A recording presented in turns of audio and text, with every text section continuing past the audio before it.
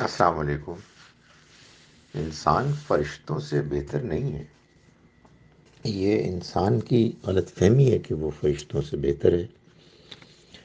انسان کے اندر یہ کمزوری ہے کہ وہ نہ صرف یہ کہ اپنے آپ کو ذاتی طور پر دوسروں سے بہتر سمجھتا ہے اپنی انانیت کی وجہ سے، بلکہ وہ جس قوم سے تعلق رکھتا ہے اس کے نزدیک وہ قوم سب سے بہتر قوم ہے، جس خاندان سے تعلق رکھتا ہے وہ خاندان سب سے بہتر خاندان ہے، اور جس مذہب سے تعلق رکھتا ہے وہ سب سے بہتر مذہب ہے۔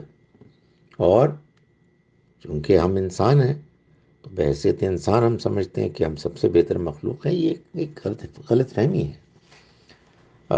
اللہ نے فرشتوں کو آدم کے آگے سجدہ کرنے کا حکم اس لیے دیا تھا تاکہ ان پر یہ بات واضح ہو جائے کہ اگرچہ کہ ان کے پاس اس بات کی طاقت اختیار ہے کہ وہ انسانوں کو ان کے کرتوتوں پر روکیں، لیکن اللہ نے ان کو جس امتحان میں ڈالا ہے انسانوں کو، اس میں فرشتوں کو انسانوں کو اپنی کارکردگی دکھانے کی اجازت دے دی گئی۔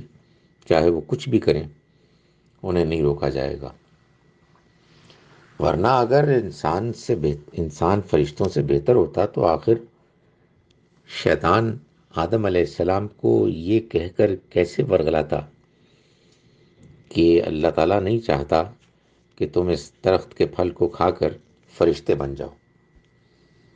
اور قرآن مجید میں اللہ تعالیٰ نے یہ بات بیان فرمائی ہے کہ انسان بہت سی مخلوقات سے زیادہ افضل ہے۔ کثیرن کہا ہے، بہت سی، سب نہیں کہا۔